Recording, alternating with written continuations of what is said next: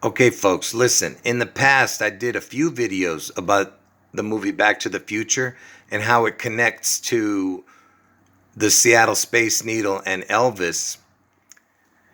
And in this video, I am not going to show you all those things. I'm just going to show you a few of the most important things, and that's it. Okay, I'm not going to get into too much detail. So let's get started. So in the movie, there's a character called Biff Tannen, and this is the bad guy. And this Biff Tannen guy, he's based off of Donald Trump. Off Donald Trump.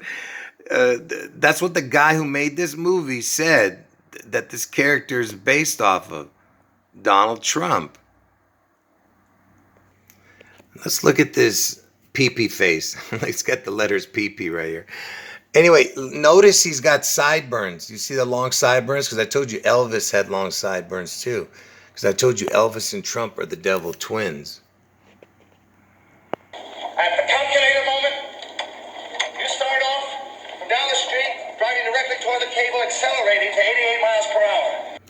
So here he is explaining how he's going to go into the future, how he's going to make it possible. And of course, it has something to do with going 88 miles per hour, because the 88 is super important.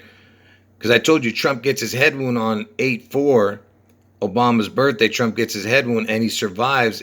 And most likely he somehow manifests on August 8th. When I say manifest, I mean he comes out of his coma or something on 8/8. And the word Trump equals 88. Okay?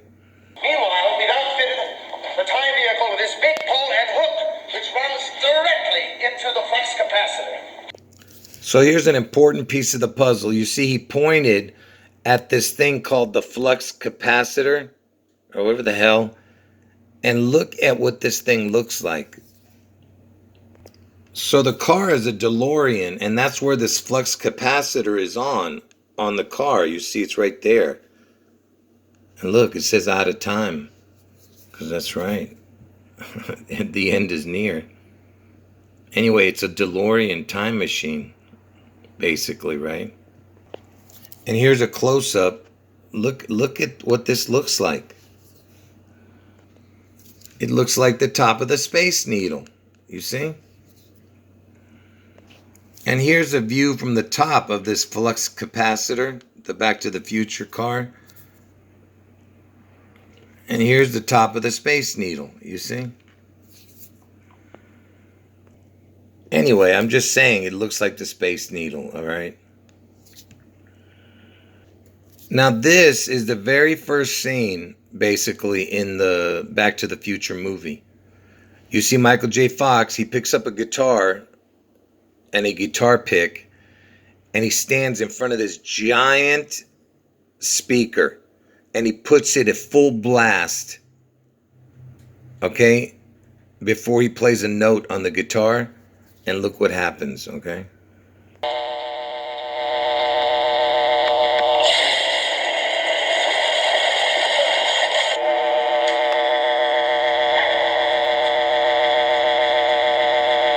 See, it blows a hole in the speaker, right? It explodes.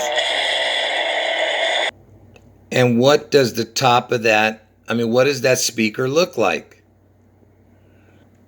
It looks like the top of the Space Needle, you understand? Because they're going to blow it up or destroy it. I don't know what's going to happen, but something's going to happen to it on June 11th. And somehow Elvis manifests.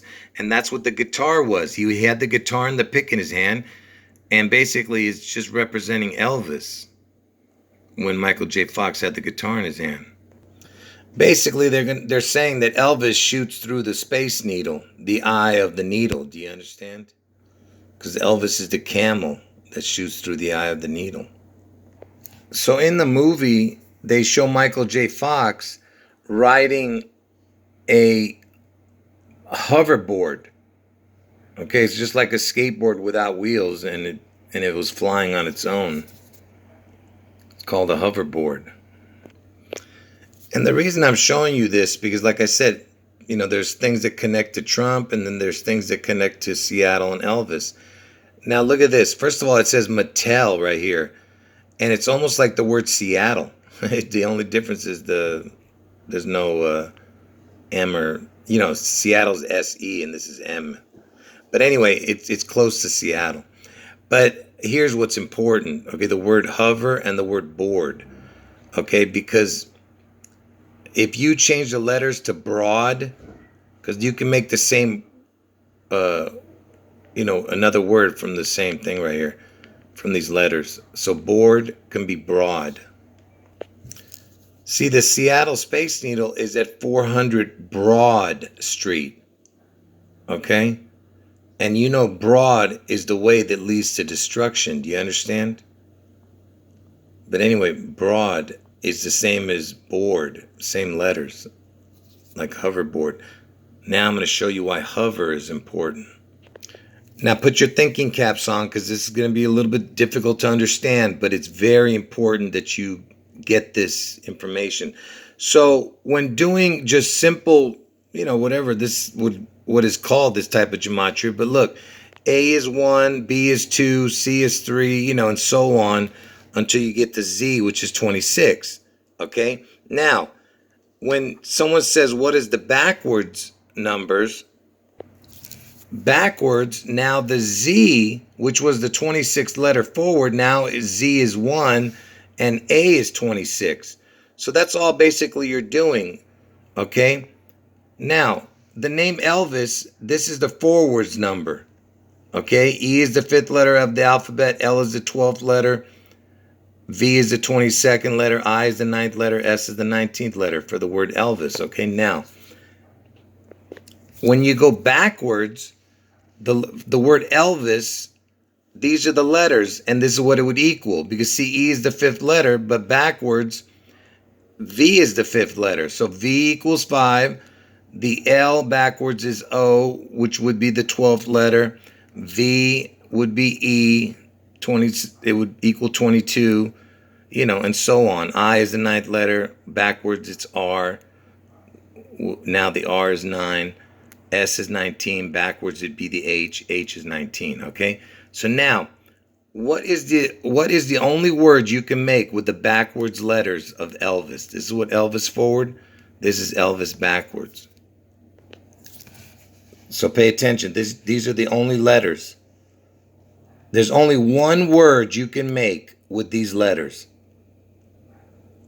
The word hover. You see that? Can you believe that? Elvis, the only word you can make with Elvis's letters backwards is hover. And why is this so important? Because see, in Genesis, the first book of the Bible, it says how God, the Spirit of God, hovered over the waters. You see that? And that's what's going to happen in Seattle. And check out this weird scene in the movie Back to the Future. Look, it looks like the top of the Space Needle, that sign, Texaco right there. And then look in the background. There's this shark hologram coming out. What a trippy scene right there. And look at what's emphasized here. Look at this. The number 19. And the C19 sickness is going around. And look at what's right above the 19 is the W and S. Washington, Seattle, Washington. And I told you that Lucifer lost his S equals 19 crown.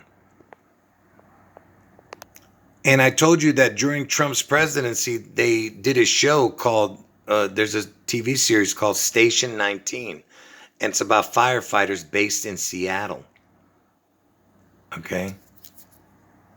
Anyway, basically what I'm saying is the shark is representing Elvis.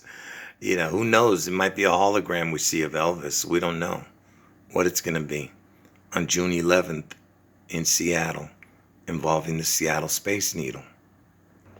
So I'm about to play you a clip of this guy right here, whose name is Robert Gale.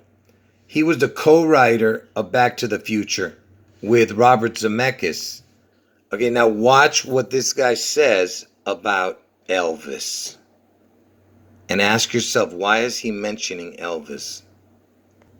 So like I said, the guy's name is Bob Gale.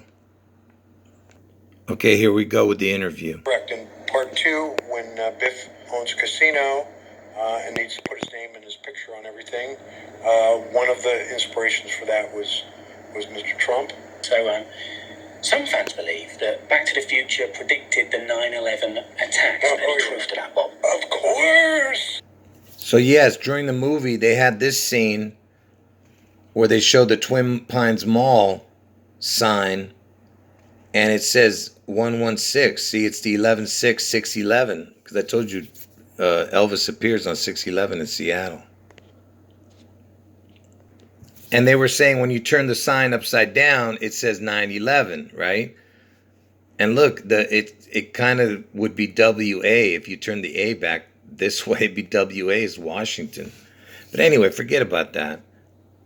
The significance of the twin is, because Elvis and Trump are the devil twins, like I said, and the fact that it says 6/11, and then they did 9/11 in 2001, so it's a twin. What's going to happen is the twin events. The next one is June 11th in Seattle, Washington. Now let's listen to what this guy says about Elvis. Two, when Biff owns a casino and needs to put his name and his picture on everything, one of the inspirations for that was Mr. Trump. So, some fans believe that Back to the Future predicted the 9/11 attack. Any truth to that, Bob? Of course. We predicted everything. We predicted the assassination of John F. Kennedy years after. That's another one. That's another one that's here. Yeah, we predicted Elvis's death and his resurrection, which hasn't happened yet, but it will. We predicted Elvis's death and his resurrection, which hasn't happened yet, but it will. Did you hear what this heathen, this Satanist said? I mean, can you imagine? First of all, it's bad enough that he said that they predicted Elvis's death, which is, ridiculous because the movie came out after Elvis's death. But the fact that they said about his resurrection. Yeah, we predicted Elvis's death and his resurrection, which hasn't happened yet, but it will. We predicted Elvis's death and his resurrection, which hasn't happened yet, but it will. We predicted Elvis's death and his resurrection, which hasn't happened yet, but it will. Okay, folks, like I said, I want to make sure you know my two predictions, okay? So Trump gets his head wound on August 4th. He survives the head wound. And like I say, he makes a miraculous recovery. That happens on August 4th, his head wound, and most likely in Ohio. And August 4th is also Obama's birthday.